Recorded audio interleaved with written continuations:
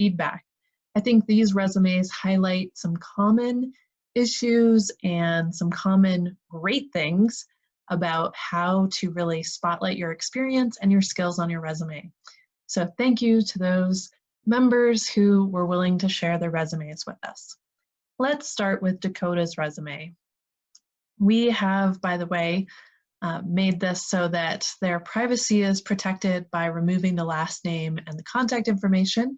So if it looks a little bit different than you would expect, that's why. I also want to mention that I did get some help in looking over these resumes. So these are not just my opinions. For every single resume, I had a second opinion, someone different take a look at it. So hopefully you're going to get a variety of different experience. And also, resumes, they're very subjective.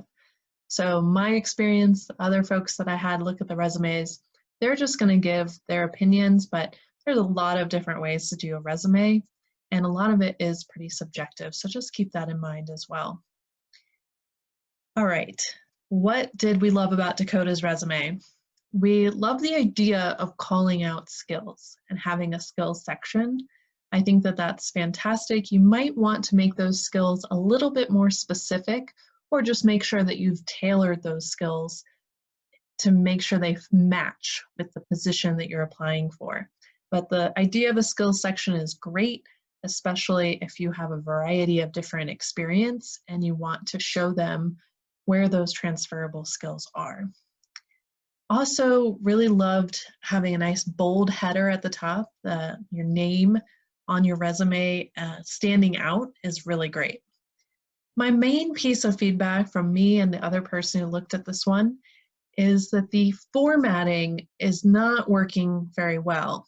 In particular, this resume is utilizing a 2-column format, and the 2 columns makes it a little bit difficult. You really want to make sure that your resume is easy on the eyes, easy to read, because whoever's reviewing that resume is going to do so very quickly, and they're going to be looking for specific things. And if they have any trouble finding it or tracking what information fits with what, it might detract from how they look at your resume. So I would avoid using 2 columns, especially with the columns spilling over from one to the other. And always assume that most people are going to read your resume from top to bottom and from left to right. So you want to set up your resume in such a way that that is the default. You can't see it here on the clip that I've added on the slide, but Dakota also had references listed. And I don't think it's generally very helpful to put references on your resume. You could add a statement that says references available upon request, but usually if you put in the references, it's just going to take up valuable real estate, and every word, every line on a resume matters. So I would take off the references. Finally, just another formatting thing. The font that Dakota used looks like it's a it's a serif font, sorry. The font that has those little curly cues on it. And I would highly recommend always sticking with a sans serif font. Most of the standard fonts like Calibri, Arial, those fonts are already sans serif, and they're easier on the eyes. It's all about being easy on the eyes, easy to read. So stick with one of the fonts that doesn't have any extra curly